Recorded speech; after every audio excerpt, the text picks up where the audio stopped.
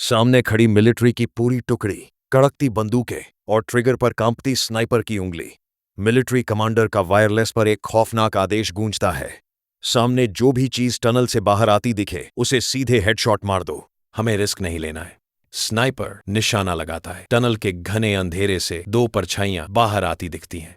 Sniper trigger दबाने ही वाला होता है कि तभी उस टनल के सन्नाटे को चीरती हुई एक छोटी बच्ची की रोती हुई आवाज गूंज उठती है। वो कांपती आवाज में एक दर्द भरा कोरियन गाना गा रही है। क्या आर्मी के जवान इस मासूम बच्ची को ज़ोंबी समझकर गोली मार देंगे, या फिर ये गाना ही इस पूरी तबाही का आखिरी सच बनकर सामने आएगा? दोस्तों, आज हम सिनेमा इतिहास की सबसे बेहतरीन, इमोशनल और रोंगटे खड़े कर देने वाली zombie thriller film train to Busan का पूरा कच्चा चिट्ठा खोलने वाले हैं। इस कहानी का अंत जितना दर्दनाक है, इसकी शुरुआत उतनी ही रहस्यमयी थी। आखिर इस हाई स्पीड ट्रेन KTX 101 के अंदर ऐसा क्या हुआ कि एक आम सा सफर मौत का लाइव सुसाइड ट्रैक बन गया? कहानी की शुरुआत सियोल शहर के बाहरी इलाके के एक सुनसान चेक पोस्ट से होती है। वहां PPE किट पहने कुछ लोग गाड़ियों को सैनिटाइज कर रहे होते हैं क्योंकि पास के बायो एम्पायर डिस्ट्रिक्ट लैब से कोई केमिकल लीक हुआ था। वहां से गुजरने वाला एक आम किसान चिढ़कर अपनी गाड़ी पीछे मोड़ता है और फोन पर बात करते करते सड़क पार कर रहे एक हिरण को कुचल देता है। किसान गाड़ी से उतरकर देखता है, हिरण मर चुका है। वो बड़बड़ाते हुए वहां से निकल जाता है, लेकिन जैसे ही गाड़ी वहां से जाती है, कैमरा उस मरे हुए हिरण पर रुकता है। उस मरे हुए हिरण की रीढ़ की हड्डी उल्टी तरफ मुड़ती है। उसकी आंखें पूरी तरह सफेद हो जाती हैं और वो मरा हुआ हिरण वापस अपने पैरों पर खड़ा हो जाता है। चलिए, समय के पहिए को थोड़ा घुमाते हैं और सीधे फिल्म के उस सबसे पॉपुलर और रोंगटे खड़े कर देने वाले हिस्से पर चलते हैं जहां हमारे किरदार ट्रेन के बीचों बीच मौत के जाल में फंस चुके हैं। ट्रेन 300 किलोमीटर प्रति घंटे की रफ्तार से दौड़ रही है और सिचुएशन ये है कि 3 जांबाज मर्द, हमारा मेन हीरो सुकवू, एक तगड़ा और मजबूत शरीर वाला इंसान सांगवा और एक high school baseball player Yongguk train के डिब्बा नंबर 9 में बंद हैं। लेकिन उनकी जान यानी उनकी बेटियां, पत्नियां और दोस्त डिब्बा नंबर 13 के एक छोटे से वॉशरूम में फंसे हुए हैं। अब दिक्कत यह है कि डिब्बा नंबर 9 से डिब्बा नंबर 13 तक पहुंचने का मतलब था बीच के 4 डिब्बों को पार करना, जो पूरी तरह से खून के प्यासे पागलों की तरह चीखते हुए ज़ॉम्बीज़ से ठसाठस भरे हुए थे। इन तीनों के पास कोई बड़ी बंदूक या हथियार नहीं है। सांगवा अपने हाथों की सुरक्षा के लिए उन पर भारी टेप लपेटता है। योंगुक अपना बेसबॉल बैट कसकर पकड़ता है और सुकवू अपनी आस्तीन चढ़ाता है। वे डिब्बा नंबर 10 का दरवाजा खोलते हैं और शुरू होती है एक खौफनाक हाथों हाथ की लड़ाई। वे अपनी ताकत के दम पर ज़ॉम्बीज़ के सिर फोड़ते हुए आगे बढ़ते हैं, लेकिन ज़ॉम्बीज़ की तादाद सैकड़ों में है। वे थकने लगते हैं। तभी इस फिल्म का सबसे बड़ा साइकोलॉजिकल ट्विस्ट सामने आता है। ट्रेन अचानक एक बहुत लंबी और अंधेरी टनल के अंदर प्रवेश करती है। जैसे ही डिब्बे के अंदर अंधेरा छा जाता है, सारे ज़ॉम्बीज़ अचानक शांत हो जाते हैं। वे पागलों की तरह दौड़ना बंद कर देते हैं और अपनी ही जगह पर खड़े होकर अजीब तरह से सिर घुमाने लगते हैं। सुकवू की तेज नजर तुरंत इस चीज को भांप लेती है। वो समझ जाता है कि ये संक्रमित जीव अंधेरे में बिल्कुल अंधे हो जाते हैं। इनके पास खुद का कोई दिमाग नहीं है। ये सिर्फ आंखों से देखकर या कानों से आवाज सुनकर हमला करते हैं। सुकवू अपने मोबाइल फोन को निकालता है और उसकी रिंगटोन चालू करके उसे डिब्बे के दूसरे कोने में फेंक देता है। जैसे ही फोन बजता है, सारे ज़ॉम्बीज़ उस आवाज की तरफ पागलों की तरह लपकते हैं।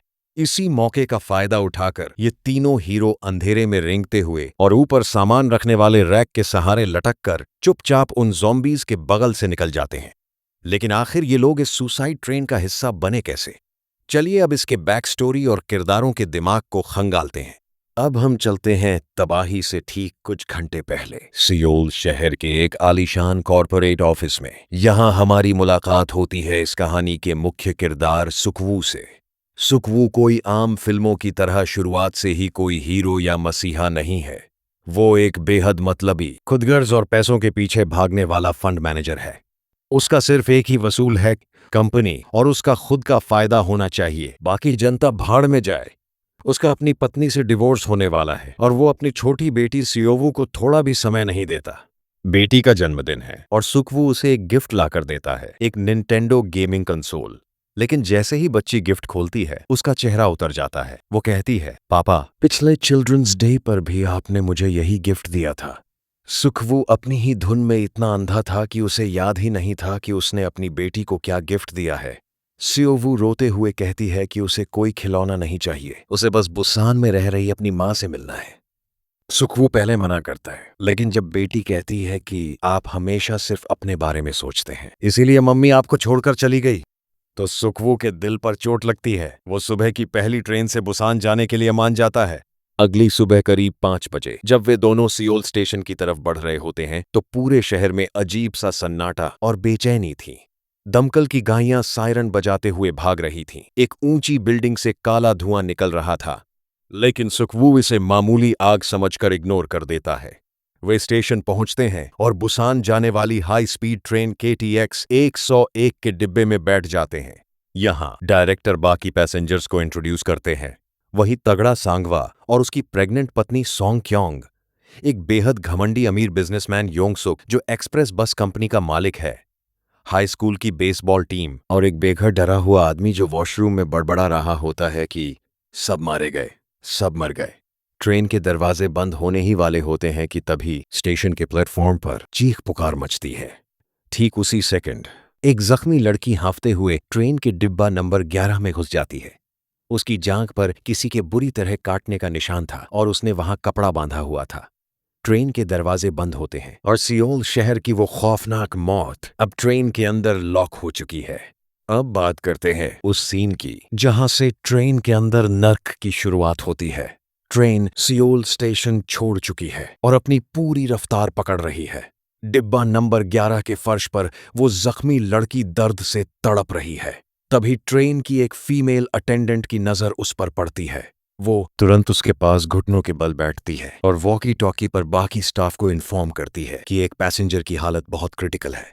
इसी बीच छोटी सी ओवू अपनी सीट से उठकर वॉशरूम जाने के लिए डिब्बे से बाहर निकलती है। रास्ते में वो उस बेघर बदहवास आदमी को देखती है और आगे बढ़ते हुए डिब्बा नंबर 11 के करीब पहुंच जाती है। वो अटेंडेंट उस लड़की को संभालने की कोशिश कर रही होती है कि अचानक लड़की का तड़पना बंद हो जाता है। उसकी पूरी बॉडी में एक अजीब सा जर्क आता है। उसकी रीढ़ की हड्डी उल्टी तरफ मुड़ती है, नसें नीली पड़ जाती हैं और जब वो अपना चेहरा उठाती है तो उसकी आंखें पूरी तरह से सफेद हो चुकी होती हैं। वो अटेंडेंट कुछ समझ पाती उससे पहले ही वो लड़की एक जंगली जानवर की तरह झपटकर सीधे अटेंडेंट की गर्दन को अपने दांतों से चबा डालती है। खून का फव्वारा छूट पड़ता है। अटेंडेंट तड़पते हुए जान बचाने के लिए डिब्बा नंबर 12 की तरफ भागती है जहां बेसबॉल टीम के लड़के बैठे हैं, लेकिन ये वायरस इतनी तेजी से रिएक्ट करता है कि वो अटेंडेंट भी डिब्बे के फर्श पर गिरकर तुरंत ज़ॉम्बी बन जाती है। अब एक की जगह 2 शिकारी थे और देखते ही देखते पूरा डिब्बा नंबर 12 चीखों से गूंज उठता है। लोग एक दूसरे को काटने लगते हैं, हड्डियां टूटने की आवाजें आती हैं और पूरा डिब्बा खून से लाल हो जाता है। सुखवू की आंख खुलती है और वो देखता है कि उसकी बेटी सीट पर नहीं है। वो घबराकर उसे ढूंढने आगे बढ़ता है। तभी वो देखता है कि सामने वाले डिब्बों से इंसानों का एक विशाल हुजूम अपनी जान बचाकर पागलों की तरह पीछे भाग रहा है और उनके ठीक पीछे खून से लथपथ ज़ॉम्बीज दौड़ रहे हैं। सुखवू को सियोवू मिल जाती है। वो उसे गोद में उठाता है और पीछे भागता है। रास्ते में सांगवा भी अपनी प्रेग्नेंट पत्नी को लेकर भाग रहा होता है। वे किसी तरह दौड़कर डिब्बा नंबर 15 के पास पहुंचते हैं।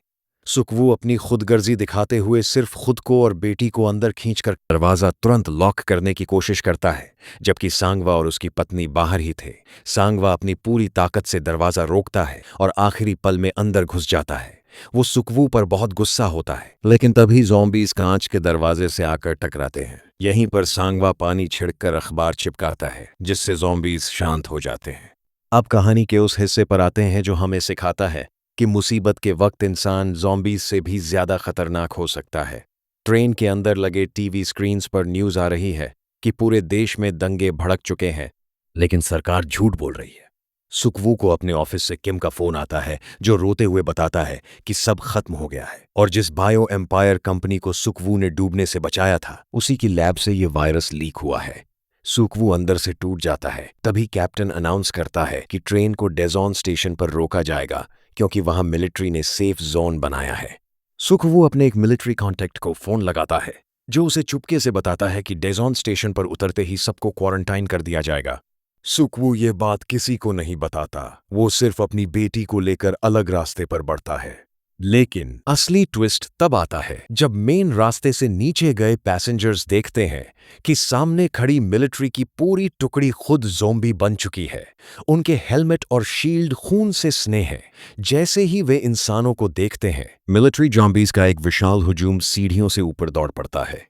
स्टेशन पर कयामत आ जाती है। पैसेंजर्स चिल्लाते हुए वापस ट्रेन की तरफ भागते हैं। सुकवू के रास्ते में भी ज़ॉम्बी सैनिक आ जाते हैं।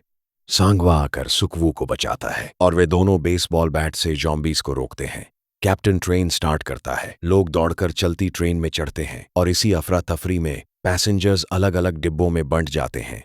लेकिन जब ये लोग अपनी फैमिली को बचाकर उस सेफ डिब्बा नंबर 15 के गेट पर पहुंचते हैं, जहां घमंडी बिजनेसमैन योंग सुक और बाकी पैसेंजर्स मौजूद थे, तो वहां इंसानियत शर्मसार हो जाती है। योंग सुक डर के मारे अंदर का दरवाजा कपड़ों और चैन से लॉक कर देता है। वो चिल्लाता है कि ये लोग इन्फेक्टेड हैं, इन्हें अंदर मत आने दो। पीछे से ज़ॉम्बीज आ रहे थे और आगे इंसान दरवाजा नहीं खोल रहे थे। इसी कशमकश में अपनी प्रेग्नेंट पत्नी को बचाने के लिए सांगवा अकेला ज़ॉम्बीज के झुंड को रोकता है। एक ज़ॉम्बी उसके हाथ पर काट लेता है। सांगवा मुस्कुराते हुए सुकवू से कहता है, मेरी पत्नी को यहां से ले जाओ और हमारे होने वाले बच्चे का नाम सियो यॉन रखना। सांगवा खुद को ज़ॉम्बीज के आगे झोंक देता है। उसका ये बलिदान दर्शकों का दिल तोड़ देता है। सांगवा के बलिदान के बाद सुकवू गुस्सा होकर दरवाजा तोड़कर अंदर घुस जाता है। लेकिन योंग सुक और बाकी पैसेंजर्स उनके साथ जानवरों जैसा बर्ताव करते हैं और उन्हें धक्के मारकर ट्रेन के सबसे पिछले हिस्से वेस्टिबुल में भेज देते हैं। लेकिन कर्मा तुरंत वापस आता है। डिब्बे में बैठी एक बुजुर्ग महिला जो इंसानों की इस क्रूरता को देख रही थी, वो तंग आकर ज़ॉम्बीज वाला दरवाजा खोल देती है और वो सारे खुदगर्ज लोग पल भर में मारे जाते हैं। अब कहानी वापस उसी क्लाइमेक्स की तरफ मुड़ती है जहां ट्रेन ईस्ट डेगू स्टेशन पर क्रैश हो जाती है क्योंकि आगे का ट्रैक ब्लॉक था। चारों तरफ आग लगी है। कैप्टन एक चालू छोटा लोकोमोटिव इंजन ढूंढकर उसे स्टार्ट करता है। इस मलबे के बीच विलन योंग सुक अपनी जान बचाने के लिए बेसबॉल प्लेयर योंगुक, उसकी दोस्त जिनही और यहां तक कि उस भले कैप्टन को भी ज़ॉम्बीज के मुंह में धकेल देता है और खुद भागकर इंजन में छुप जाता है। अब सिर्फ सुकवू, उसकी बेटी और प्रेग्नेंट सोंग क्योंग दौड़कर उस चलते हुए इंजन पर चढ़ते हैं। लेकिन केबिन के अंदर पहले से योंग सुक बैठा था, जो अब आधा ज़ॉम्बी बन चुका है। उसकी आंखें सफेद हैं और वो अपनी मां को याद करते हुए बड़बड़ा रहा है। वो सुकवू पर हमला कर देता है। इंजन के पिछले हिस्से पर दोनों के बीच एक जानलेवा लड़ाई होती है। सुकवू उसे नीचे तो फेंक देता है, लेकिन इस दौरान योंग सुक सुकवू के हाथ पर काट लेता है।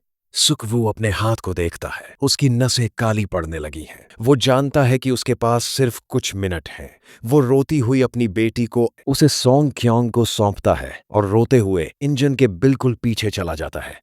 जैसे जैसे वायरस उसके दिमाग को सुन्न कर रहा होता है, उसके दिमाग में एक फ्लैशबैक चलता है जब उसकी बेटी पैदा हुई थी, जब उसने पहली बार उसके नन्हे पैरों को अपने हाथों में छुआ था।